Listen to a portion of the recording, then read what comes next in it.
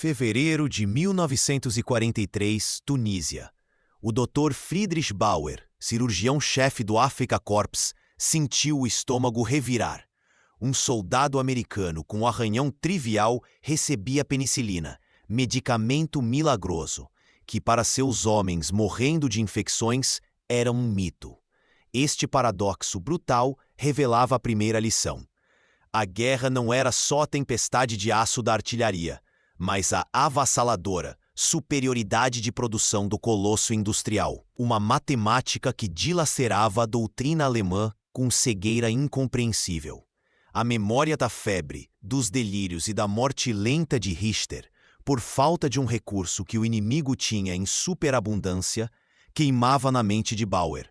Sua mente, treinada na precisão cirúrgica e escassez do Reich, processava a equação brutal, a septicemia de Richter, condenação inevitável na Wehrmacht, era para o colosso industrial americano uma trivialidade solucionável. Este paradoxo não era isolado, era a manifestação da superioridade de produção que permitia a tempestade de aço da ar. A derrota matemática materializava-se em cada gota de penicilina.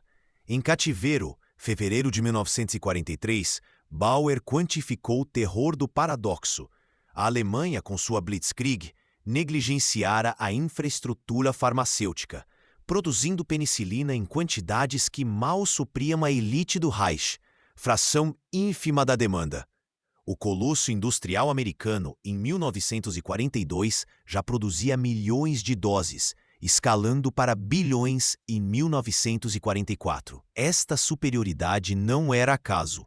A mesma lógica esmagadora permitia a tempestade de aço da artilharia, com produção massiva de munição redefinindo a tática defensiva. A cegueira alemã à escala desta logística industrial, que transformava um composto em arma de aniquilação silenciosa, era a verdadeira derrota matemática.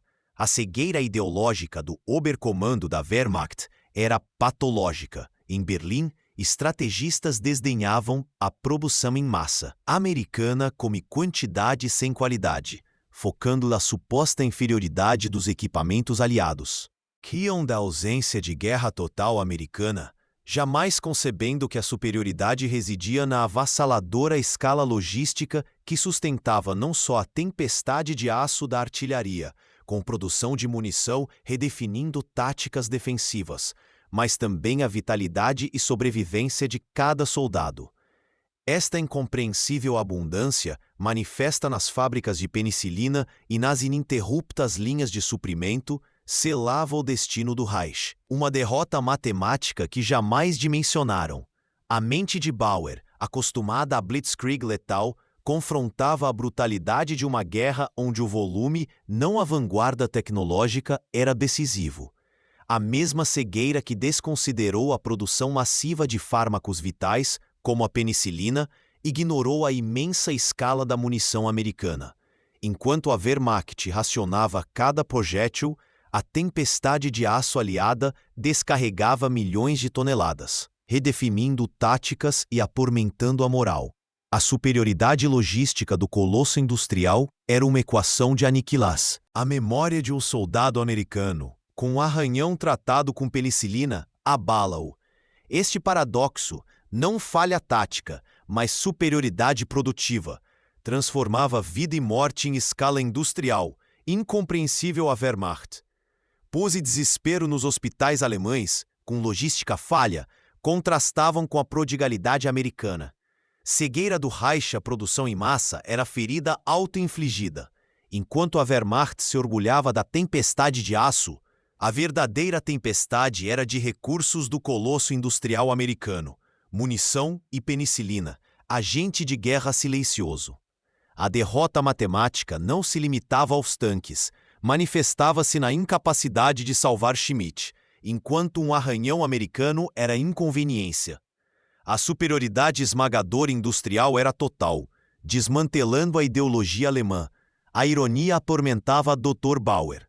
A Alemanha, berço da farmacologia moderna, pioneira na síntese de arsenicais e sulfas, havia falhado precisamente onde sua excelência científica deveria perpreva. Em Berlim, 1942, a síntese e purificação da penicilina, um processo notoriamente complexo e intensivo em recursos, foi subestimada e relegada a uma produção quase artesanal, focada em pequenas quantidades para experimentação ou uso de elite. Enquanto isso, o colosso industrial americano investia massivamente em bioreatores gigantes e técnicas de fermentação em escala industrial, transformando o que era uma curiosidade de laboratório em uma arma logística de proporções gigantescas. Esta foi a verdadeira cegueira inicial, a incapacidade de transpor a genialidade científica para a escala e a velocidade da produção em massa, uma falha tão estratégica quanto a subestimação da tempestade de aço de artilharia americana. A derrota matemática não era apenas no campo de batalha, mas nas fábricas que deveriam sustentar a vida. Os arquivos recuperados de hospitais alemães, Frente Oriental Norte da África, 1942-43, não eram meros registros administrativos, eram epitáfios da cegueira ideológica do documentos pontuavam a ausência crítica de antibacterianos e urgência de sulfas penicilina indisponível, revelando desespero institucional. Em fevereiro 43, Kesselring reconhecia a deterioração da recuperação das tropas devido à escassez médica, sem compreender a real lacuna com o inimigo. Para Dr. Bauer, estatísticas frias provavam a brutal derrota matemática nos bastidores da tempestade de aço. A superioridade avassaladora americana em munição espelhava a farmacêutica. O colosso industrial americano não só forjava tanques e projéteis, mas produzia saúde e sobrevivência em escala colossal, expondo a falha alemã em ver a guerra como equação de produção total. Dr. Bauer observava o fluxo de penicilina, lembrando o racionamento alemão brutalmente hierárquico e desumano. Em seu Reich, a vida de um Lancer valia menos que 1 grama do medicamento milagroso, que os aliados distribuíam livremente, um contraste que ele mesmo aplicara. Essa disparidade, mais que falha logística, era cega-ide. A produção alemã, mísera, nunca excedeu centenas de milhares de doses anuais, risível frente aos bilhões do colosso industrial americano. Em 1943, na Frente Oriental, septicemia ceifava soldados condecorados. Penicilina, por decreto, era para oficiais de alta patente, pilotos da Luftwaffe e tripulações de U-boats. O Lancer era relegado à sorte. Sua infecção, uma sentença de morte mais frequente que projéteis inimigos. Este racionamento draconiano e eticamente questionável não era só falha produtiva. Provava que o Reich valorizava a máquina de guerra acima do bem-estar individual, selando a derrota não só na tempestade de aço, mas na incapacidade de salvar seus homens. Nos gabinetes do OKW, a obsessão pela tempestade de aço e supremacia tática obscurecia a compreensão de guerra biológica e logística. Para Keitel e Jodl, a saúde do soldado era métrica secundária, um custo operacional, não arma estratégica. Seus diários, focados em Panzer e Messerschmitt, sequer mencionavam septicem. Viam a produção em massa como inferioridade qualitativa, cegos à escala colossal do colosso industrial. A derrota matemática do Reich não se daria apenas na frente de batalha, mas nos hospitais de campanha. Ali, a superioridade logística americana selava o destino de seus homens, transformando infecções triviais em sentenças de morte. A tempestade de aço aliada redefinia a tática defensiva alemã, expondo a falha em ver a guerra como equação de produção. Dr. Bauer, cativo em fevereiro de 1943, tentava entender a falha alemã com a penicilina. Apesar da tradição química da Alemanha, e G. Farben, a penicilina, um mofo descoberto por Fleming em 1928 e validado por Florey e Chen, permaneceu uma curiosidade para o Reich. Para os Estados Unidos, contudo, Essa cultura de mofo era uma revolução logística e industrial, a semente de uma superioridade que castigaria a Wehrmacht não com projéteis, mas com a capacidade de curar seus homens. A tempestade de aço do colosso industrial americano não se manifestava apenas em milhões de toneladas de munição, mas na capacidade de transformar uma descoberta científica em arma de saúde pública e militar. Em 1941, o governo americano, Comitê de Pesquisa Médica e OSRD, orquestrou uma colaboração sem precedentes entre universidades, laboratórios farmacêuticos e o setor privado. Empresas como Pfizer, Merck e Squibb foram mobilizadas, recebendo financiamento e compartilhando patentes e processos, uma estratégia impensável na fragmentada e burocrática economia de guerra alemã, onde a competição interna sufocava a inovação em escala. A transição da produção de penicilina de frascos de leite para bioreatores de fermentação profunda foi um salto quântico. Em Peoria, Illinois, cientistas do Departamento de Agricultura dos Estados Unidos desenvolveram cepas de penicillium mais eficientes e métodos de cultivo que multiplicaram exponencialmente o rendimento. A produção de gramas em 1941 saltou para...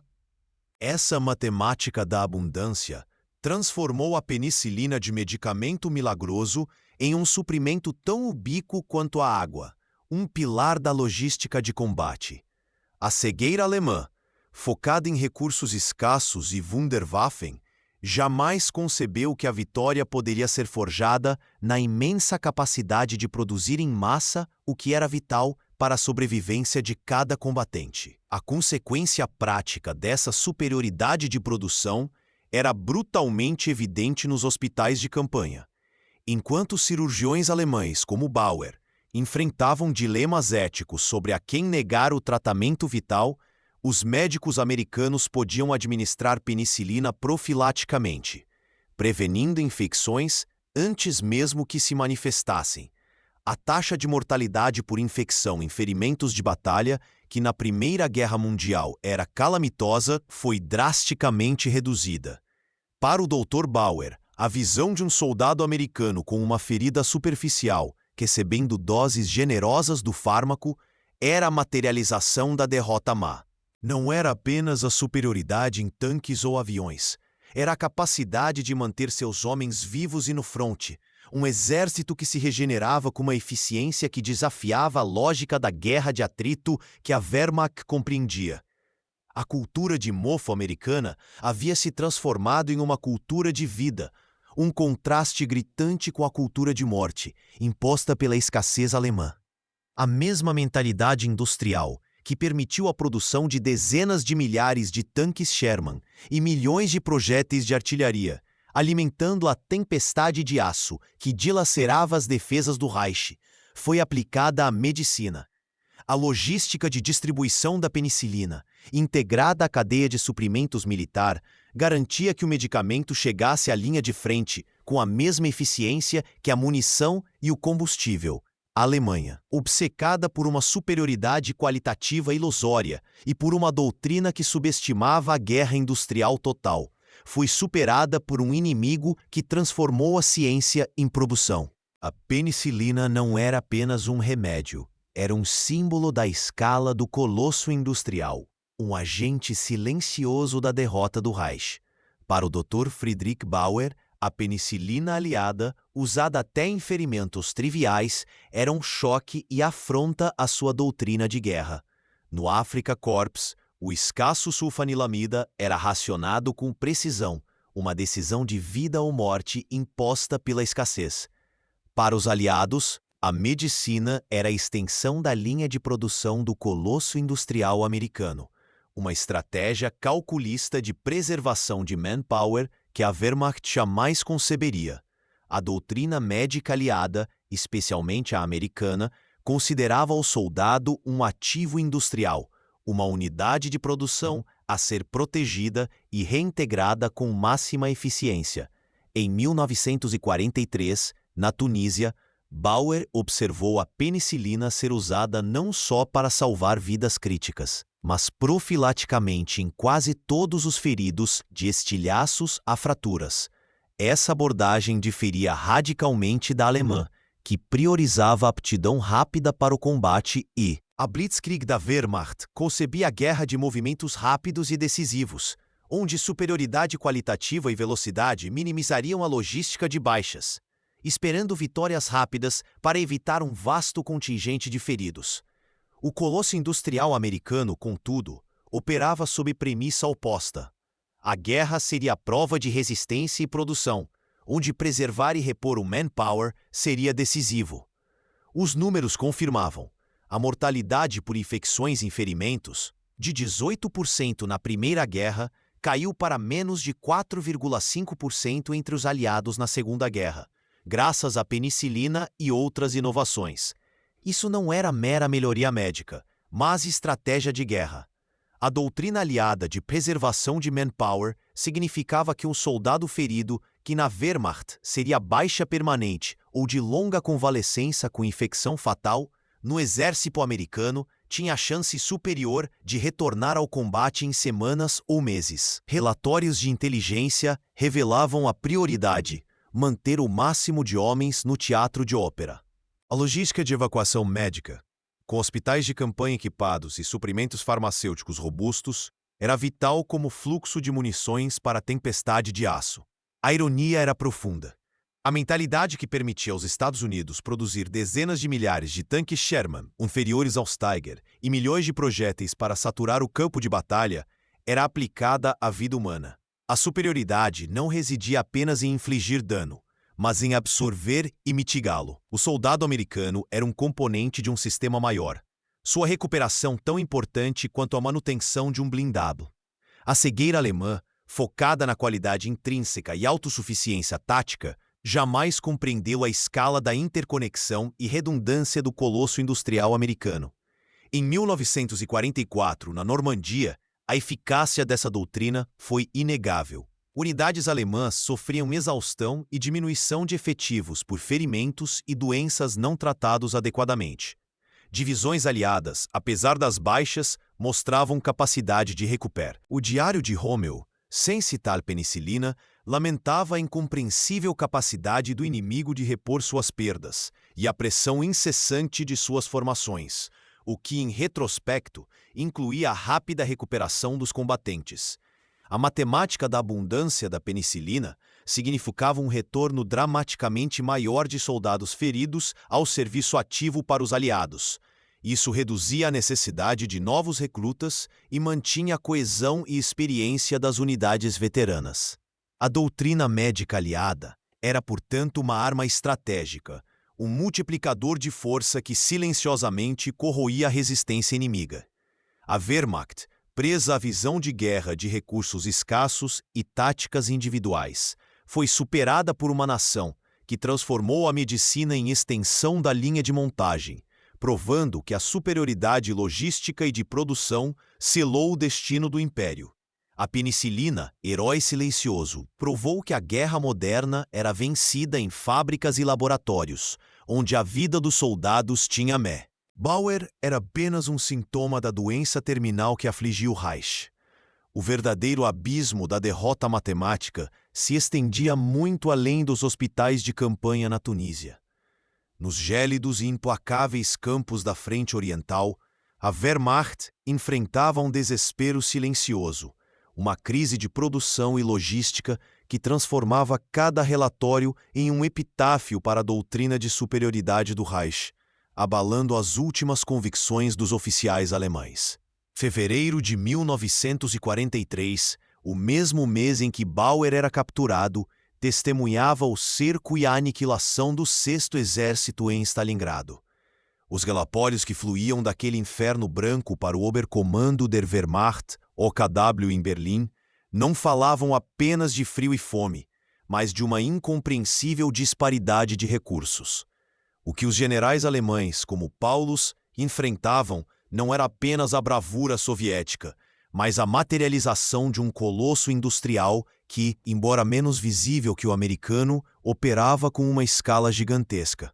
A tempestade de aço, que devastava as posições alemãs na frente oriental, Era a prova irrefutável de uma capacidade de produção de munição que superava em ordens de magnitude tudo o que a Alemanha poderia reunir. Documentos internos da Wehrmacht, como os relatórios do general-Berst Heinz Guderian sobre a escassez de veículos blindados e peças de reposição e as súplicas desesperadas por combustível, pintavam um quadro de falência logística. Enquanto os hospitais americanos na Tunísia recebiam penicilina em volumes industriais, os hospitais de campanha alemães na Rússia lutavam contra infecções com sulfanilamidas racionadas e muitas vezes sem qualquer recurso.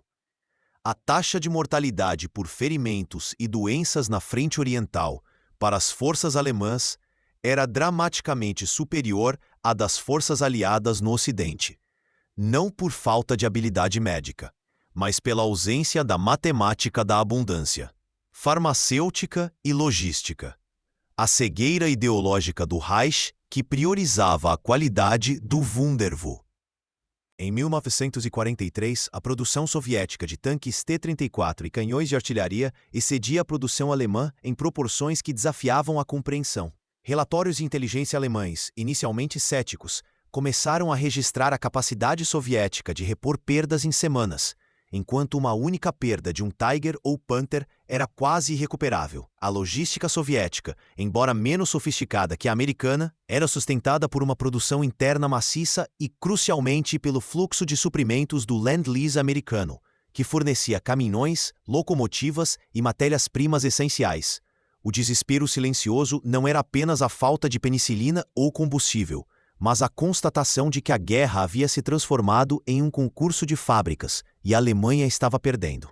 A doutrina da Blitzkrieg, baseada na velocidade e na superioridade qualitativa inicial, não podia sustentar uma guerra de atrito contra um inimigo que produzia milhões de projéteis de artilharia e dezenas de milhares de. Um relatório de 1944 do general-feldmarschall Erich von Manstein lamentava a capacidade quase ilimitada do inimigo de absorver perdas e continuar a ofensiva. Uma observação que, em retrospecto, incluía a recuperação de seus feridos e a reposição do seu material bélico em uma escala colossal. A ironia era profunda. A nação que havia sido pioneira em química e engenharia de precisão não conseguia mais fornecer os elementos básicos para a sobrevivência de seus próprios soldados. A tempestade de aço da artilharia soviética, alimentada por uma produção industrial que o colosso industrial americano ajudava a sustentar, não era apenas um desafio tático. Era a manifestação física de uma derrota matemática, onde a capacidade de fabricar e transportar superava qualquer bravura individual ou genialidade tática. Os números contavam a crise. A Alemanha perdia a guerra não no campo de batalha, mas nas linhas de montagem e nas cadeias de suprimentos que jamais conseguiu igualar. Outono de 1940. A Batalha da Floresta de Hurtgen se desenrolava como um inferno verde. Uma moedora de carne onde a densidade da vegetação, o terreno acidentado e o clima implacável transformavam cada avanço em um sacrifício brutal. Para a Wehrmacht, entrincheirada em posições defensivas fortificadas, o combate era uma prova de resistência, uma batalha tática que, acreditavam, esgotaria a ofensiva americana. Contudo, sob a superfície da tempestade de aço, de artilharia e dos combates corpo a corpo, uma outra frente de batalha, invisível, castigava as fileiras alemãs. A guerra contra a infecção. Os relatórios do Oberkommando West, Oberwest, de novembro de 1944, frequentemente subestimavam a capacidade de recuperação das unidades americanas, atribuindo sua persistência a uma reserva inesgotável de homens. A doutrina alemã, focada na superioridade tática e na defesa do terreno, falhava em compreender era a dimensão logística e farmacêutica da resiliência aliada. As condições em Hurt. Para um soldado alemão ferido, a ausência de antibióticos eficazes significava, com frequência, uma sentença de morte ou, na melhor das hipóteses, uma invalidez permanente. O escasso sulfanilamida era racionado com a precisão de munição de ouro, e a penicilina, para a maioria dos médicos da Wehrmacht, continuava a ser um rumor distante, uma Wunderwaffe médica que o Reich jamais conseguiu materializar em escala. Em contraste brutal, o colosso industrial americano, que alimentava a tempestade de aço com projéteis de artilharia em volumes imensos, também produzia a penicilina com uma matemática da abundância incompreensível para o inimigo. Embora as condições de evacuação em Hürtgen fossem desafiadoras para ambos os lados, a cadeia de suprimentos médica americana garantia que, uma vez que um soldado ferido chegasse a um posto de ajuda ou hospital de campanha, ele teria acesso imediato e irrestrito ao medicamento milagroso. A penicilina era administrada profilaticamente, prevenindo o IC. Estatísticas da época, compiladas por cirurgiões de campo americanos e posteriormente analisadas, revelam a disparidade. Enquanto a taxa de mortalidade por infecção e ferimentos de batalha para as forças alemãs em Hürtgen era estimada em mais de 10 a 15%, para as forças americanas, essa taxa caía para menos de 2 a 3% para ferimentos similares. Mais do que isso, a taxa de retorno ao serviço ativo, Return to Duty, RTD, para soldados americanos feridos em Hürtgen que receberam penicilina era significativamente maior. Um soldado americano com uma fratura exposta ou um ferimento abdominal, que para a Wehrmacht representaria uma baixa permanente ou fatal, tinha uma chance substancial de ser tratado, recuperado e eventualmente retornar ao combate ou a funções de apoio. A cegueira da doutrina alemã residia na sua incapacidade de integrar a logística farmacêutica como um componente estratégico da guerra de atrito. Eles viam o campo de batalha como um palco para a bravura individual e a superi. A ironia era esmagadora. Enquanto os artilheiros americanos despejavam milhões de projéteis, criando uma tempestade de aço que gerava milhares de feridos, o mesmo colosso industrial que fabricava esses projéteis também produzia os meios para curar seus próprios homens feridos por essa mesma tempestade. O general Feldmarschall Walter Model, comandante do Grupo de Exércitos B, embora reconhecesse a tenacidade do inimigo em Hürtgen, jamais registrou em seus diários ou relatórios a dimensão da capacidade médica americana como um fator multiplicador de força. Ele lamentava as perdas alemãs e a dificuldade de repor efetivos, mas a conexão entre a abundância farmacêutica aliada e a persistência de suas ofensivas permanecia um paradoxo desconcertante. A derrota matemática não se manifestava apenas na escassez de tanques ou combustível, mas na incapacidade de preservar o mais valioso dos recursos, a vida de seus soldados. A Batalha de Hürtgen Forest, com seu preço brutal de infecção, foi mais uma prova de que a guerra moderna era vencida não apenas no campo de batalha, mas nas fábricas e laboratórios que sustentavam o colosso industrial, onde a vida dos soldados tinha a mesma prioridade industrial da produção de projéteis. A primeira menção da droga milagrosa, em relatórios do OKW, em meados de 1942, foi recebida com ceticismo e desdém. Mero ruído em meio a blitzkrieg no leste. Enquanto médicos do Reich racionavam sulfanilamidas, enfrentando gangrena e septicemia em ferimentos, a ideia de um antibiótico abundante soava como propaganda aliada, conto de fadas para desmoralizar. Mas o que parecia anomalia médica isolada era, na verdade, o sussurro de uma verdade industrial gigantesca, a manifestação de um colosso que operava em escala que desafiava a realidade estratégica alemã. Os primeiros indícios concretos surgiram de interrogatórios de prisioneiros de guerra britânicos e americanos capturados no norte. Soldados feridos, que deveriam estar em estado crítico, apresentavam taxas de recuperação e ausência de infecções secundárias que intrigavam os médicos alemães. A menção de penicilina era recorrente, mas a inteligência alemã, enraizada na crença da superioridade científica e industrial do Reich, especialmente na química, IG Farben, descartava a produção em massa pelos aliados. A doutrina alemã focada na inovação tecnológica pontual, não concebia que um mofo pudesse ser arma logística de tal magnitude, superando a capacidade alemã.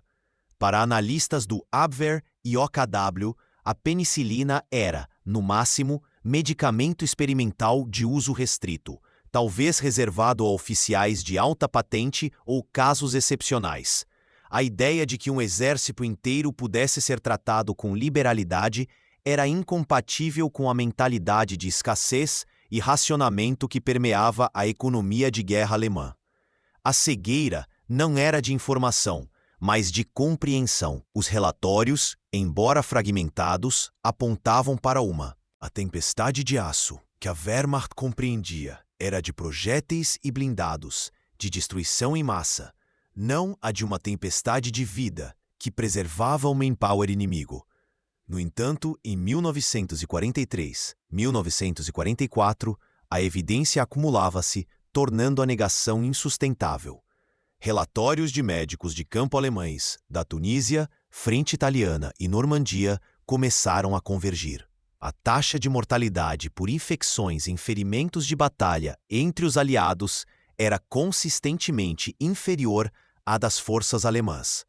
Prisioneiros de guerra aliados, mesmo com ferimentos graves, demonstravam resiliência e capacidade de recuperação que desafiavam expectativas médicas alemãs, muitas vezes atribuídas erroneamente à constituição do soldado americano ou britânico. A inteligência alemã, embora relutante, começou a compilar dados sobre a produção de penicilina aliada. Estimativas iniciais, baseadas em informações incompletas e na subestimação da capacidade industrial americana, eram baixas. Contudo, a persistência a ironia era brutal. A nação que despejava milhões de toneladas de munição, alimentando a tempestade de aço que dilacerava as defesas do Reich, também produziu o antídoto para os ferimentos de seus homens em escala colossal. A revelação foi um golpe devastador não apenas para a moral, mas para a doutrina estratégica alemã. A Wehrmacht havia sido treinada para a guerra de atrito onde o inimigo, uma vez ferido, seria baixa permanente. A capacidade aliada de reciclar seus feridos, de reintroduzir soldados em semanas ou meses, representava um multiplicador de força que a inteligência alemã jamais contabilizara. A cegueira não era apenas sobre um medicamento, mas sobre a filosofia industrial total da guerra.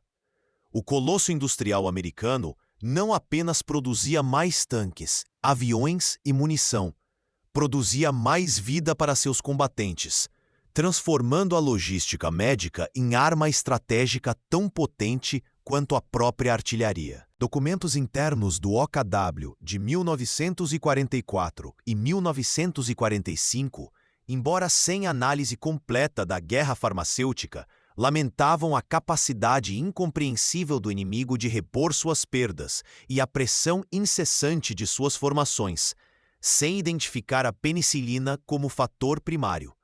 A negação persistia, pois admitir a superioridade aliada na produção de um medicamento tão fundamental significava admitir uma derrota matemática e industrial em nível existencial, minando a crença na superioridade do Reich.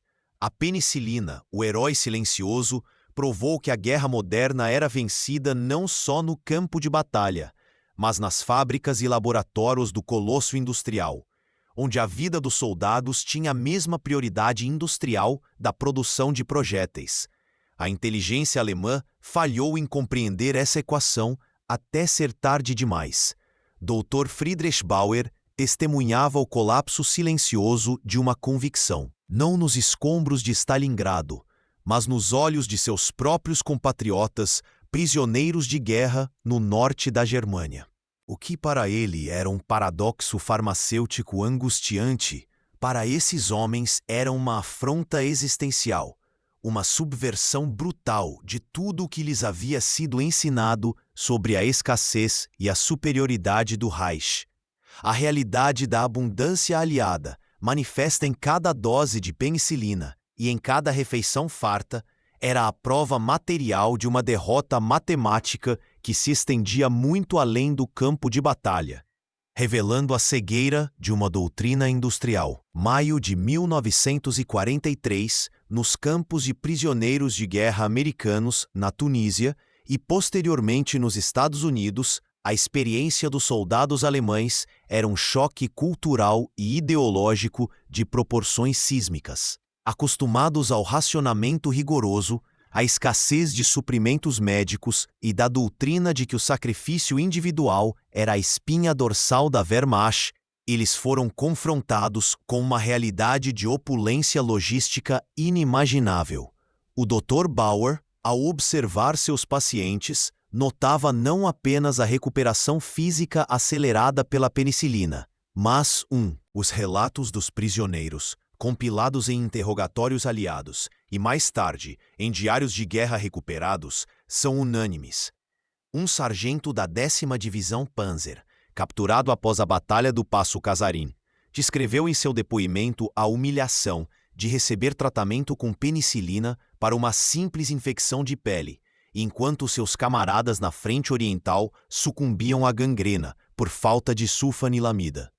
A ironia era esmagadora. A mesma nação que despejava uma tempestade de aço de artilharia sobre suas posições, gerando milhares de feridos, também produzia o antídoto para esses ferimentos em uma escala colossal. A matemática da abundância não se limitava à penicilina. A dieta dos prisioneiros de guerra americanos, com rações diárias que excediam em calorias e variedade o que um civil alemão ou mesmo um soldado na linha de frente recebia, era uma revelação brutal. O prisioneiro de guerra alemão, acostumado a uma logística de subsistência precária, via a comida sendo descartada. Essa superioridade na produção e distribuição de alimentos, vestuário e até mesmo itens de higiene pessoal era um testemunho silencioso do colosso industrial americano. Uma prova irrefutável de que a guerra não era apenas sobre táticas ou bravura, mas sobre a imensa capacidade de produzir e sustentar. A cegueira ideológica do Reich, que prometia uma vitória baseada na superioridade qualitativa e na engenhosidade alemã, era desmantelada pela evidência empírica. O general Feldmarschall Wilhelm Keitel, em uma conversa privada de 1944, lamentou a capacidade quase ilimitada do inimigo de repor suas perdas, tanto em material quanto em homens, sem contudo compreender a extensão da logística médica e de suprimentos como um fator multiplicador. Para os prisioneiros, a verdade era mais direta. A Alemanha não podia competir com essa escala de produção. A penicilina, o tratamento para uma fratura exposta, a abundância de cigarros e café, cada um desses elementos era um tijolo na construção da. Muitos prisioneiros, ao serem repatriados após a guerra, tornaram-se missionários involuntários da verdade sobre a superioridade industrial aliada, corroendo a narrativa oficial do pós-guerra alemão sobre a traição ou falha tática. Eles haviam visto com os próprios olhos que a guerra havia sido perdida, não por falta de coragem, mas por uma disparidade de recursos e uma imensa capacidade de produção que a Alemanha jamais poderia igualar. O paradoxo da penicilina, um medicamento que salvava vidas, mas que para os alemães era um símbolo da derrota, encapsulava a essência da guerra industrial total. A logística, a produção em massa e a capacidade de sustentar um exército com uma abundância inimaginável, mesmo em cativeiro, foram as armas silenciosas que selaram o destino do Terceiro Reich, provando que a vida dos soldados tinha a mesma prioridade industrial da produção de projéteis. Após 1945, prisioneiros, missionários involuntários da abundância americana, corroeram a doutrina. Penicilina ubíqua e sobras de refeições expuseram a derrota matemática do colosso industrial, revelando a cegueira ideológica do comando alemão à escala de produção, que selou o destino da guerra. Além da tempestade de aço, a produção em massa da penicilina, forjada na guerra, redefiniu a saúde pública e militar, A logística da cura, superior em escala e eficácia, tornou-se pilar estratégico. O colosso industrial que gerou a tempestade de aço também forjou nova doutrina de saúde, expondo à cegueira alemã a derrota matemática da produção.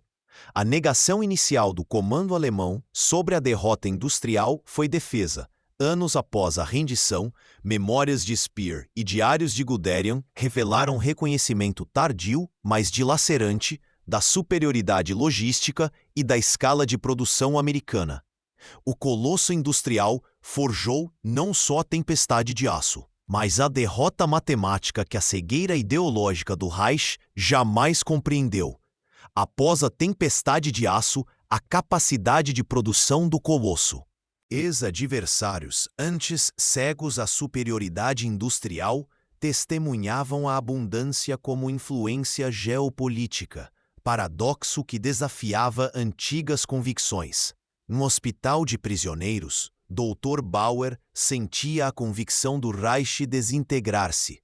A penicilina, antes rumor, agora ubíqua, contrastava com a escassez alemã. Em 1945, a produção americana, de 6,8 trilhões de unidades anuais contra meros milhares alemães, selava a derrota. Mortalidade por infecção aliada abaixo de 4,5% contra mais de 10% do eixo, revelando a cegueira do Reich. Para Bauer, a penicilina era o epítome de uma verdade brutal. A guerra, ele percebia, não fora vencida só pela tempestade de aço, mas pela imensa capacidade de um colosso industrial em sustentar cada frente.